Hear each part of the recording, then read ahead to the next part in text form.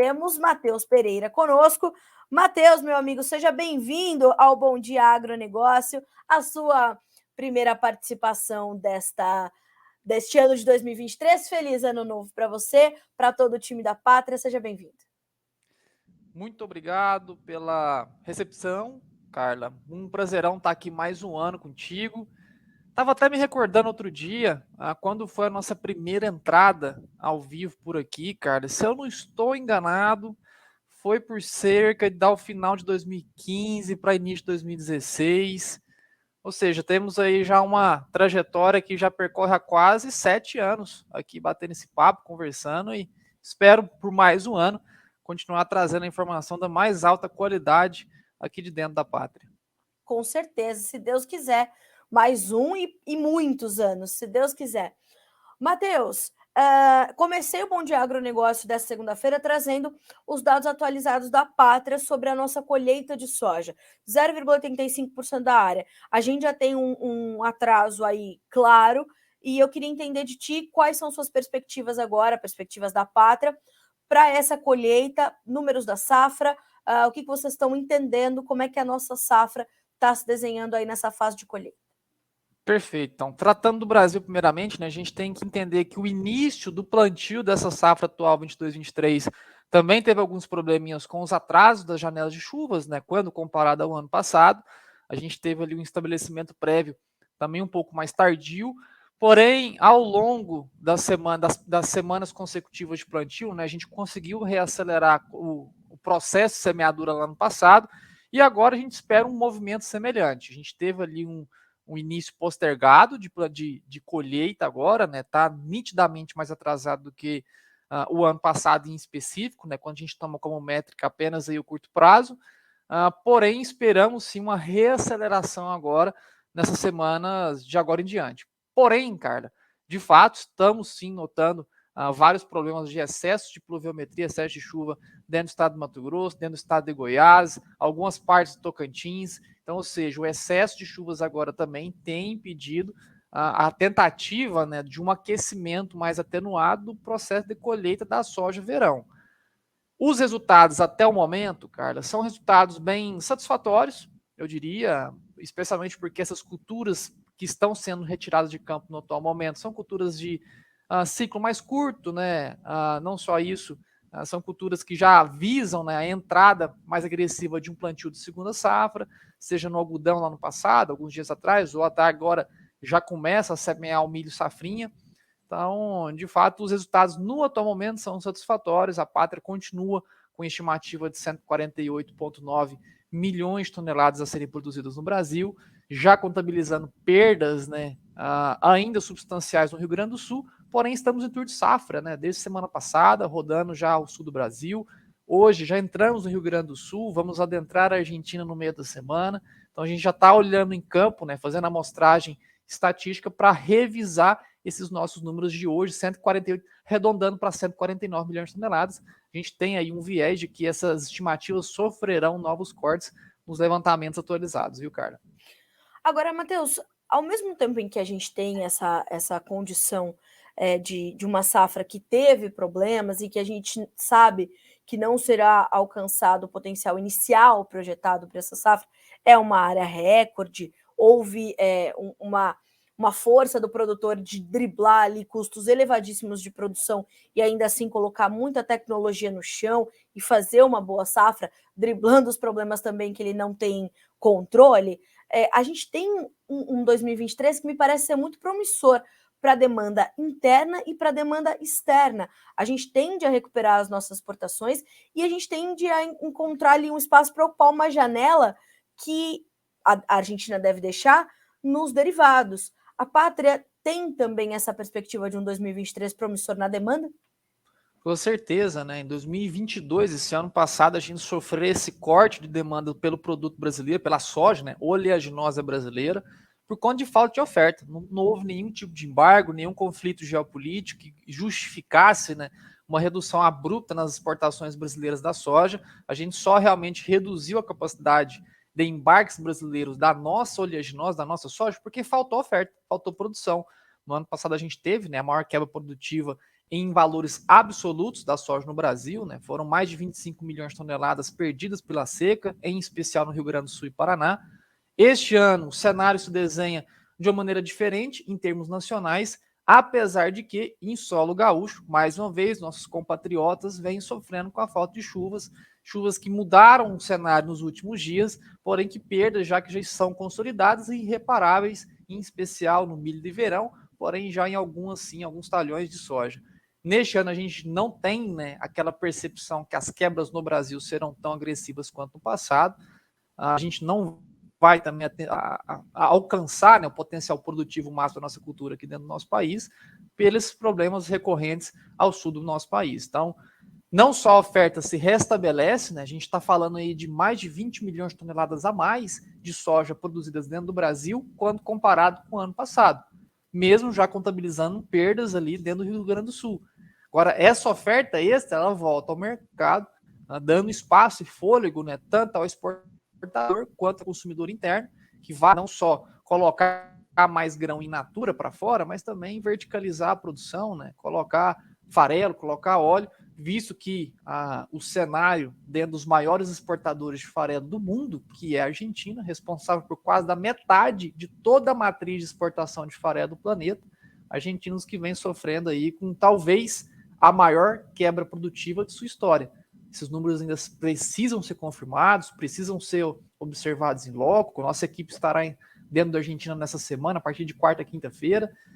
Porém, né, infelizmente, cara, a gente já vem desenhando esse cenário de que a Argentina já consolida perdas irreparáveis e que agora já está no caminho, né, de se tornar, no marco histórico, a pior safra da Argentina, tanto para a soja quanto para o milho. Carece ainda de algumas confirmações.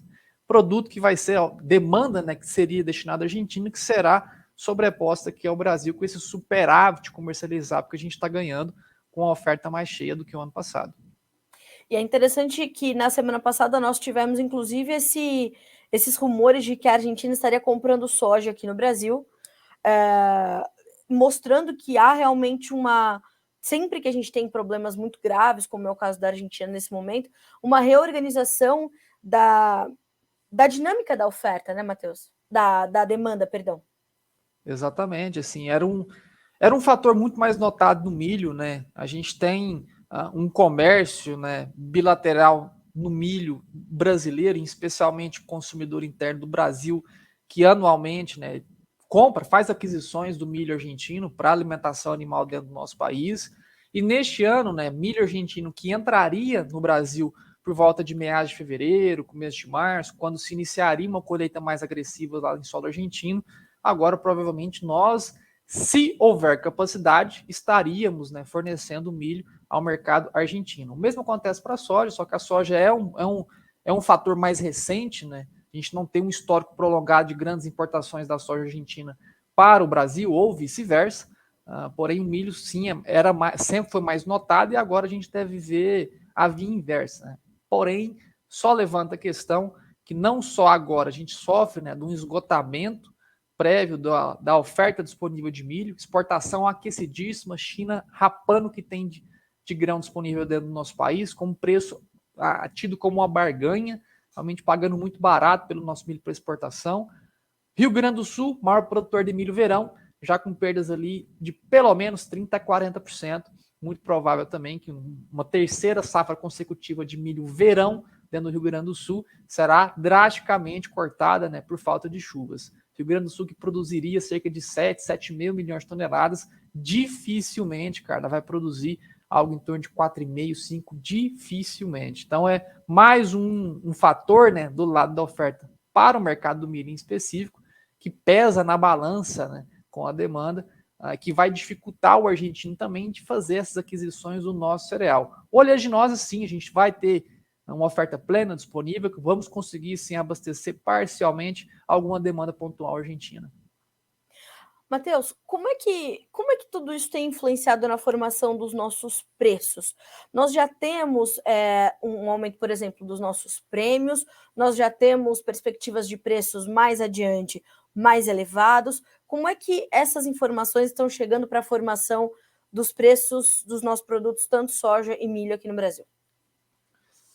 Olha, muito bem, Carlos. Sim, eu vou tentar ser o mais objetivo possível, porque no atual momento a gente não pode ser simplista o suficiente de achar que, poxa, exportação aquecidíssima, a gente vai exportar não Exato. só para a Europa, para a Ásia, aqui para os nossos países vizinhos, tanto soja quanto milho, os preços vão reagir com agressividade.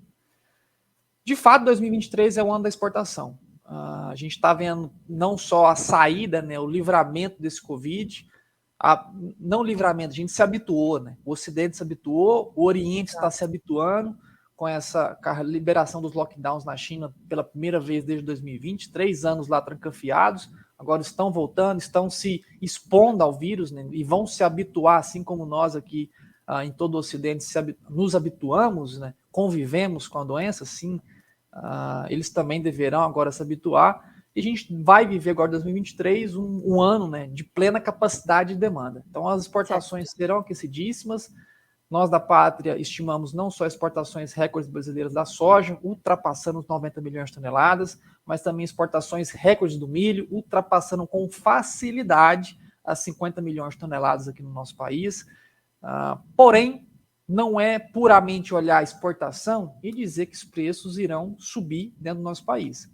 O grande problema, o grande fator que pesa contra toda essa visão é o consumidor interno, cara.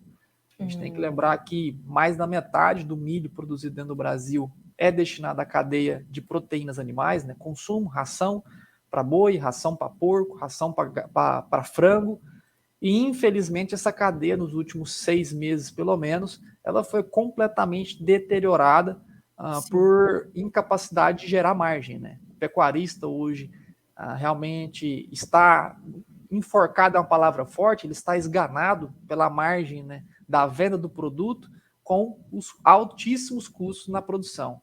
Ou seja, o consumidor interno, especialmente no milho, que é o detentor da maior demanda pelo nosso cereal interno, ele não tem a capacidade, de fato, de conseguir pagar prêmios extras, né, ao mercado ao longo de 2023. Por mais que a exportação possa ser recorde, que será, na nossa visão, a gente ainda tem a grande maioria do consumidor do nosso cereal não tendo a capacidade de adicionar ainda mais preço, visto que a arroba do boi gordo caiu cerca já de R$ 70 a arroba nos últimos 8, 9 meses. Preços do quilo do porco terminado, porco para abate, peso vivo, assim como do frango, também caiu cerca de 20 a 30% nos últimos 6 meses.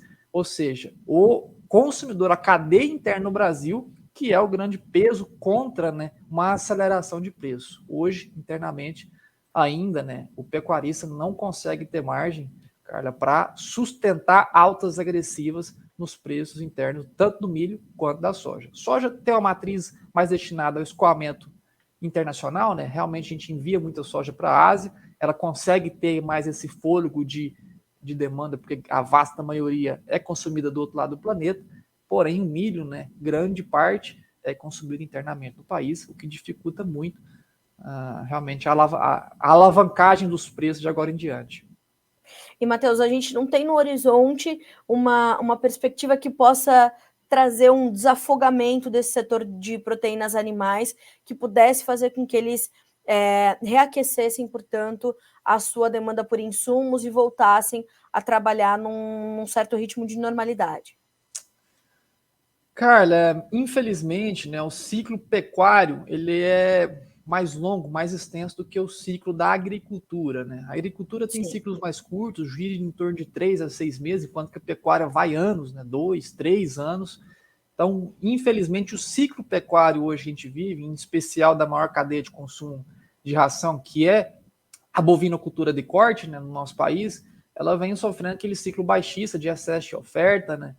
Bezerros baratos que estimulam, né, o abate matriz, colocando mais oferta de boi e vacas terminadas em linha de escala, né? Então, de fato, todo esse escoamento do excesso de oferta ele não é digerido da noite para o dia, como seria no mercado de grãos.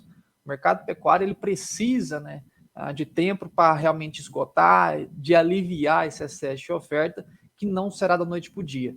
A nossa visão da Pátria 2023 é um ano, né, na nossa visão, que será de pressão, né, aos preços de todo o mercado pecuário por essa incapacidade de ser um mercado tão ágil quanto o mercado de grãos. O escoamento da pecuária, não só da bovinocultura, estendo a isso tanto para a suinocultura quanto para a avicultura, né?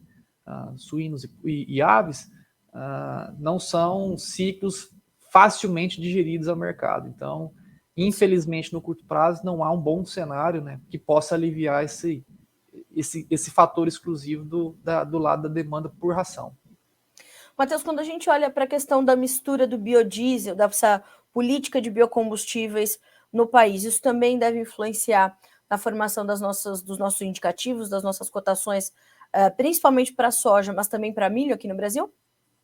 Toda certeza, a gente deve ter mais estímulos aí de agora em diante, né? Já é uma macro tendência não observada dentro do Brasil, a macro tendência observada em todo o planeta, né? Desses estímulos de combustíveis alternativos, né? Ou biocombustíveis, algo que cresceu muito na Europa, vem sendo desenvolvido com muita intensidade dentro do solo norte-americano, que provavelmente, tratando dos Estados Unidos, deverá ser o ano de maior consumo tanto de milho para etanol quanto de soja para biodiesel, né? De toda a história norte-americana, agora em 2023. Aqui no nosso país também, a gente vem criando esses incentivos, né? Toda aquela BR-163 Sul do Mato Grosso já é o local, né? A região geopolítica de maior importância no consumo de milho para etanol do nosso país, região que vem sendo estimulada a ampliação de produção, né? Até as próprias fábricas hoje instaladas ali naquelas regiões, elas possuem uma capacidade de esmagamento muito superior ao que hoje ainda é aplicado, né? Eles vão subindo gradativamente para, enfim, não abarrotar o lado da oferta, acabar apertando as próprias margens, né? Então, sim, os combustíveis serão os fatores dos pontos de sustentação de agora em diante, porém a gente tem que lembrar que é um setor ainda incipiente, não é um setor que tem a relevância do consumo de proteínas animais para ração, por exemplo, as exportações do grão in natura, é um setor que ele ganha relevância, porém não unitariamente, né? Ele sozinho ele não consegue ter grandes forças de sustentação aos preços de agora em diante. A gente tem que esperar mais tempo, cultivar ainda mais esses setores para daqui 5, 6, 7 anos ele tenha relevância o suficiente para equilibrar, né, a falta de demanda de outros grandes setores, como seria o consumo de animais dentro do país ou as exportações. Matheus, como é que você está vendo o avanço da nossa comercialização de soja nesse começo de 2023? Nós terminamos 22 com a comercialização registrando também certo atraso em relação a anos anteriores, não? Sim, a gente está com cerca de 1/3 da safra de soja verão comercializada no atual momento, né? Isso é quase 15% abaixo em relação à média dos últimos 5 anos, né? E o fator notado, principalmente por essa versão do produtor em avançar com as novas vendas, é a falta de margem. Como você bem explicou, bem já disse, bem introduziu no início da nossa conversa, Carla, nunca houve tanto dinheiro enterrado no campo, é a safra mais cara da história, o produtor está reticente em avançar com as vendas e os preços não têm aquela capacidade de reação. Eles não estão se mostrando tanto ativos quanto se mostravam nesse mesmo período do ano passado. A gente tem que lembrar que lá em janeiro de 2022 foi quando a soja, né, em Chicago em especial, saiu lá de 13, 14 dólares o bushel, passando lá para os 15,80 acima. Então, realmente trouxe uma alavancagem a todo o mercado da soja internacional. E por que houve esse movimento de alta agressivo? Porque as quebras confinadas, né, aqui ao Brasil estimulavam o mercado internacional da soja a empilhar novas altas. A Argentina está quebrando? Sim, pessoal, está quebrando, está justificando ganhos ao mercado, porém a gente tem que lembrar que a Argentina por si só produz 1/3 da soja dentro do Brasil, ou seja, a capacidade de perda da Argentina é muito menor do que a capacidade de perda total de um Brasil, né, que tem ali, produz a capacidade produtiva de 150 milhões, quando comparado com os argentinos ali, que tem mais de uma década que já estão estagnados ainda na faixa de 40 a 50 milhões de toneladas totais. Então, o produtor está mais reticente em avançar com as vendas, porém até alertaria um pouco de cuidado, pessoal. Safra muito cara, a gente tem que ter mais esse instinto de sobrevivência em 2023, porque o horizonte está muito ofuscado, né, principalmente pela política, questões cambiais. Então, para 2023, o produtor poderia ter um pouco mais de cautela, realmente em não deixar de avançar, mas pelo menos se proteger mais nas questões de custos, viu? Está muito caro e a gente está realmente muito susceptível, o produtor está muito exposto agora em 2023. Acho que é muito importante frisarmos isso, né, Matheus? Essa condição de que ter essa cautela não quer dizer não fazer nada, ficar assistindo o mercado se desenhar. Né? É importante o produtor ter esse entendimento de que ele precisa fazer essa estratégia. Vai querer especular, segurar um pouco mais, saber como é que Chicago vai se comportar, o dólar e tal, mas é preciso ter uma estratégia para isso, né? Que é o trabalho da pátria. Exatamente, cara. Quando eu falo cautela, às vezes eu posso ser mal interpretado de, poxa, então é cautela para mim não vender. Ah, não vou vender porque o mercado não está me dando margem, eu vou ficar mais apático, vou ter mais paciência nas vendas. Não é isso, pessoal. Cautela é para olhar para o teu bolso e ver realmente o que saiu do teu bolso nessa safra para ser implementada e ter, né, a percepção de que pelo menos aquilo que saiu, ela deveria ter sido protegido. Avançando com as vendas no termo, colocando operações de hedge, né, colocando as estruturas de proteções de comercialização, coisa que a Pátria aqui faz no dia a dia. Né? Então, não é simplesmente evitar as novas vendas, é ter vendas conscientes, né? Entender que hoje a gente não pode se dar ao luxo de levar a tua soja 100% ao cassino e a gente, enfim, deixar a roleta russa rolando para a gente ver se a gente ganha mais R$ 20 por saca, se a gente vai perder mais R$ 10 por saca. Hoje os preços médios da soja Brasil em torno de 155 para a safra 23 são preços ali que dificultam muito, né, as margens construídas para 2023, margem de lucro. O produtor sabe disso, porém imaginem perder mais R$ 10 por saca hoje em relação ao que temos. Vai dificultar ainda muito mais realmente a capacidade, né, de geração de margem para o ciclo 22-23. Então, pessoal, não é evitar vendas, é fazer vendas conscientes, estruturadas, juntamente com proteções financeiras, comprar calls, vender soja no termo, compra uma call Chicago, coisa que a Pátria estrutura aqui de maneira muito simples, muito didática, muito rápida, muito ágil. Não é isso, não quero entrar, Matheus, realmente o mercado físico hoje está meio frio, prefiro guardar, tenho capacidade de armazenação. Pessoal, vamos montar puts, vamos evitar com que o mercado, né, subtrai os prêmios climáticos que estão sendo adicionados. Como eu disse, a Argentina está com um gravíssimo problema climático? Sim. Já está se desenhando a pior safra da história da Argentina? Sim, está se desenhando. Porém, a Argentina produz 40, 50 milhões de toneladas. Perder metade da safra, a gente está falando que vai perder 25 milhões de toneladas. Vamos lembrar que o Rio Grande do Sul, Paraná e Mato Grosso do Sul no ano passado perdeu mais do que a Argentina perderia se quebrar metade da safra neste ano. Exatamente. Então a gente tem que entender que a Argentina por si só não tem toda aquela capacidade de suporte ao mercado por uma produção muito limitada. Então procure a Pátria, pessoal. Não me procure aqui redes sociais ou site para a gente poder bater esse papo e poder entender mais sua realidade e trazer recomendações a cada caso específico. Tá? Então, isso é muito importante. Amigo, eu queria te fazer uma última pergunta.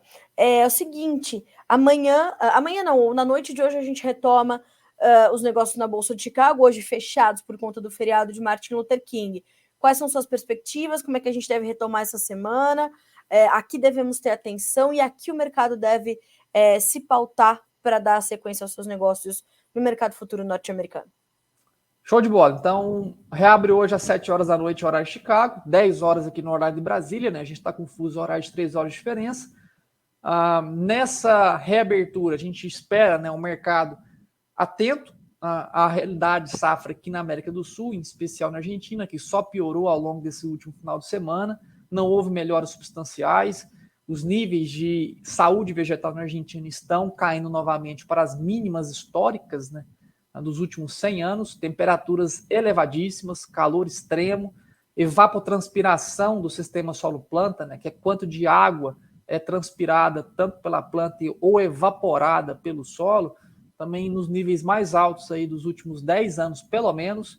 Infelizmente, a base histórica de evapotranspiração ela não percorre décadas, né? Então, da base histórica que a gente está nos maiores níveis de evapotranspiração potencial projetado hoje dentro da Argentina. Então, ou seja, as plantas que estão em campo, que tentaram se estabelecer, nunca passaram por um estresse hídrico tão severo quanto passam por agora. O mercado vai olhar para esse lado, realmente, vai entender que ainda existe dimensão de quebra dentro da América do Sul, vai manter os preços suportados em Chicago, porém, a gente tem que levantar a bandeirinha que já na próxima semana, a partir do dia 22 de janeiro, os chineses entram de feriado de Ano Novo Lunar Chinês, que é o maior feriado da China, cerca de 2 semanas de paralisação, não total, né? Ainda existirão tradings fazendo pequenas aquisições aqui no Ocidente, porém, a grande parte, né, dos chineses que passaram 3 anos não evitados, mas trancafiados ou em processo de quarentena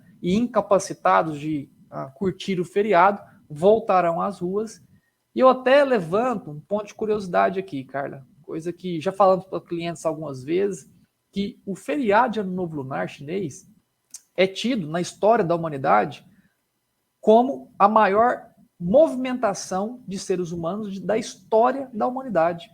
São mais de 1 bilhão de pessoas que entram em movimentação no feriado, ou internamente, ou viajam para fora do país durante essas 2 semanas e causam, né, uma aceleração abrupta da demanda interna. Tá? Então, é normal que os chineses se antecipem, acelerem as compras, como fez com a soja, como fez com o milho, gerem aqueles estoques para amortecer toda essa demanda pontual que vai ser gerada nesses 15 dias de feriado, porque realmente é muita gente que entra em feriado, né? Tendo aí como marco na história da humanidade como a maior movimentação de seres humanos de toda a nossa história. É isso mesmo. Bom, Matheus, te agradeço muito, claro, como sempre, né, meu amigo? Sempre bom trocar essas ideias, ainda mais nesse começo de semana, onde a gente pode tem essa folguinha de Chicago para a gente entender como ficam as situações todas aqui para o nosso produtor brasileiro, que a gente sabe que tem mais de uma condição, né? Para cada produtor é um cenário diferente. Então, quero muito te agradecer pelas suas análises, pelas informações compartilhadas aqui com a nossa audiência. Você e todo o time da Pátria, sempre muito bem-vindos. São de casa aqui no Notícias Agrícolas. Volto sempre, viu, meu amigo? Boa semana para ti. Eu que agradeço sempre o espaço, Carla. E, ó, pessoal, estamos em Tour de Safra, mais uma vez. Todos os anos a gente tem essa recorrência de estar em campo, olhando as principais regiões afetadas com a seca aqui na América do Sul, América do Norte. Agora, nesse exato momento, estamos entrando no Rio Grande do Sul com a equipe Pátria, vamos adentrar a Argentina, fazer a amostragem estatística, fazer levantamento de dados, para desenhar as estimativas de safra nacional. Somos aquela equipe de análise de mercado que realmente põe o pé na roça, tem a botina suja. Então, realmente, a gente entende em campo o que acontece para desenhar as visões ao mercado. Quer saber mais, pessoal? Nos procure nas redes sociais, pátria.agronegócios, ou rede particular, mateus.patria, onde eu tenho mais a liberdade de falar algumas coisas com mais intensidade, opinativas, né? Não só analíticas. Não só isso, nosso site também, www.patria.agr.br. Faz o cadastrinho lá, nos chame que a gente vai bater um papo, entender a sua realidade e te mandar também, aqueles que tiverem interesse, sobre o acompanhamento do nosso Tour de Safra, que já está em vigência no atual momento. Grande abraço a ti, Carla. Prazerão estar aqui contigo, como sempre. Grande abraço a todos da equipe Notícias Agrícolas e a todos vocês que nos assistem. Até logo. Vão ver que o pobrezinho está de pé, engessado, quebrado, não sei, sofreu um pequeno acidente doméstico. 6 tendões rompidos. Quantos? 6 tendões rompidos. Só 6, hein, moçada? Só 6, rapaziada. Só 6. Já pratiquei snowboard, motocross, mountain bike, descia de skate em ladeira, coisa de louco. Artes Passei marciais. minha vida inteira dentro da fazenda, consertando máquina debaixo de plantadeira. Pratiquei Muay Thai, artes marciais, nunca rompi nada. Tomando um banho, 6 tendões foram embora. Então, mas já recuperei, já a cirurgia, mas estou aqui de molho. Esse garoto vai ser pai. Daqui a alguns meses chega a nova fera do agronegócio brasileiro, Elisa, ele e Gabi, e é bom que esse pé já esteja bom para segurar essa criança, não é? Que já vai chegar arrebentando. Assim seja, assim seja. Talvez foi até um livramento que isso aconteça agora, porque não aconteça no futuro. É isso. Com certeza, meu amigo, Deus está operando, como sempre. Amém. Né, não só na família Pátria, mas na tua família também, que acabam se misturando, né? Então, meu amigo, mais uma vez, te agradeço muito. Boa semana para ti, para todos por aí. Beijo em todos da Pátria, abraço enorme. Já vi que tem conteúdo do Cris no campo, né? Então sigam pátria.agronegócios e ali vocês vão ter também todas essas informações do Tour de Safra, né, Matheus? Exatamente. Sigam lá na nossa rede social, só acompanhar. Tem o link também exclusivamente para o conteúdo do Tour de Safra na bio do nosso Instagram, tá bom? Onde vai poder acompanhar. A gente vai distribuir o material a público. É um Tour de Safra que, apesar de a gente ter a base de clientela, é um Tour de Safra que a gente sempre divulga, né, as informações para conscientização do mercado. É muito importante, na nossa visão, que até beneficie ao nosso cliente, que a gente conscientize o mercado da real dimensão dos problemas aqui na América do Sul, como foi no ano passado, quando a gente fez o Tour de Safra, que eu encabecei lá em janeiro, onde rodei mais de 7 mil quilômetros dentro da Argentina, dentro do Brasil, e a gente chegou com os números aí atualizados de safra, de 122,8 milhões de toneladas, se não me engano, ao final de janeiro, e antecipamos, né, essa estimativa do mercado em quase 3, 4 meses. O mercado só começou a falar realmente sobre quebras tão agressivas no Brasil lá por volta de final de abril, maio, enquanto que já em janeiro, com os levantamentos em Campo da Pátria, a gente já conseguia antecipar todo esse movimento. Então, são informações que a gente divulga realmente para conscientização de todo o mercado sobre a realidade que acontece aqui dentro. Então, se cadastre lá para receber o nosso conteúdo. Fechado. Matheus, obrigada, meu amigo. Até a próxima. Um abraço. Abração, até logo.